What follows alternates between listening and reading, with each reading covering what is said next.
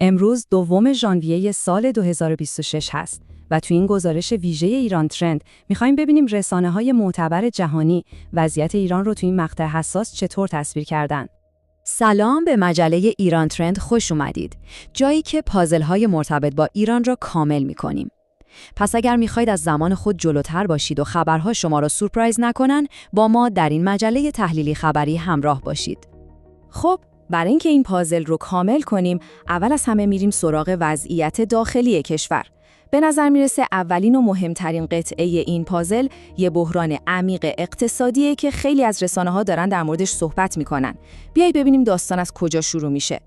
نقطه شروع این بحران حداقل طبق گزارش خبرگزاری آسوشییتد پرس و بلومبرگ این عدده. هر دلار آمریکا رسیده به 1,400,000 ریال. یه سقوط کاملا تاریخی که انگار جرقه اصلی ناآرامی‌های گسترده رو زده. خب این سقوط ارزش پول خیلی سریع پاش به خیابونا باز شد.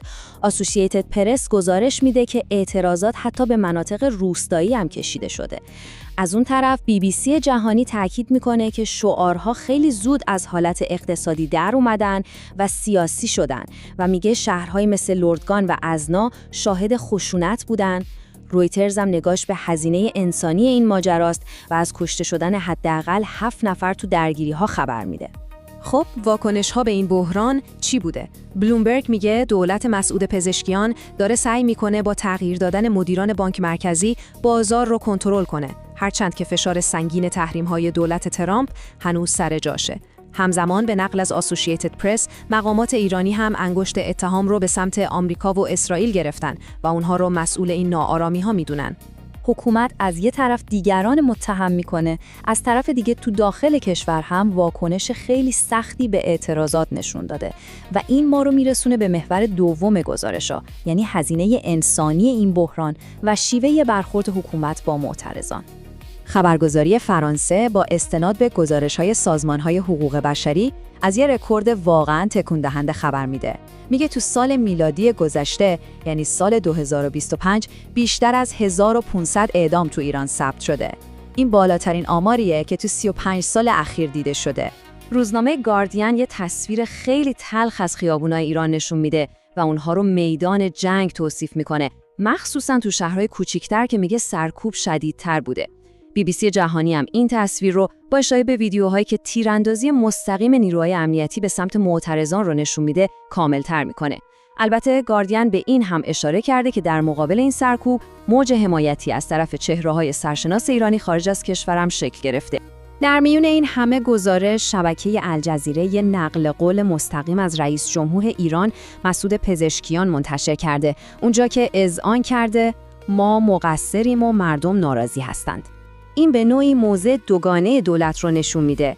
از یه طرف به گفته الجزیره شخص پزشکیان میگه مطالبات مردم مشروعه، اما از طرف دیگه با اشاره به تهدید دخالت‌های خارجی تأکید میکنه که حکومت هرج و مرج به قول خودشون آشوب رو تحمل نمیکنه. خب این موضوع دوگانه توی داخل، در حالیه که فشارهای خارجی هم به اوج خودشون رسیدن و این ما رو میرسونه به بخش سوم گزارش‌ها، جایی که تنش‌های نظامی و هسته‌ای بحران رو وارد یه بعد کاملاً جدید میکنه. خبرگزاری رویترز به نقل از پلتفرم تروث سوشال گزارش میده که دونالد ترامپ در واکنش به کشته شدن معترضان با عبارت کوتاه آماده و مسلح به ایران هشدار داده. شبکه CNN بر اساس چیزی که داده‌های اطلاعاتی آمریکا عنوان کرده، ادعا می‌کنه که احتمال حمله نظامی اسرائیل به تأسیسات هسته‌ای ایران به شدت بالا رفته. و شبکه فاکس نیوز همین تهدید رو کامل‌تر می‌کنه. به گزارش این شبکه، ترامپ خیلی مستقیم هشدار داده که اگه ایران برنامه هسته‌ای خودش رو بازسازی کنه، با پاسخ نظامی آمریکا روبرو خواهد شد. اما در حالی که همه فضا پر از تهدیدات نظامیه، یک گزارش خیلی غافلگیر کننده از ارتباطات پشت پرده منتشر شده. روزنامه وال استریت جورنال گزارشی رو منتشر کرده که کاملاً با این فضای جنگی در تضاده. این روزنامه ادعا میکنه که با وجود همه این تهدیدها، کانال‌های ارتباطی محرمانه‌ای بین ایران و اسرائیل با میانجیگری روسیه باز شده.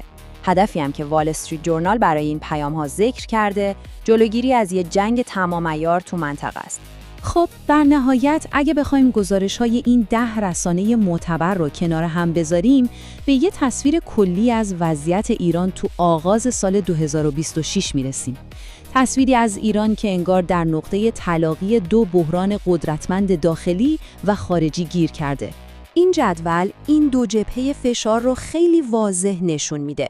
از داخل، فروپاشی ارز، اعتراضات سراسری، سرکوب حکومتی و افزایش بی‌سابقه اعدام‌ها، و از خارج، تهدیدهای مستقیم نظامی از طرف دولت ترامپ، احتمال حمله اسرائیل، تحریم‌های سنگین و تنش بر سر برنامه هسته‌ای.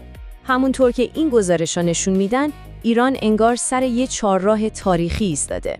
آینده چی میشه؟ این سوالیه که با توجه به این واقعیت‌ها ذهن تحلیلگرای دنیا رو به خودش مشغول کرده.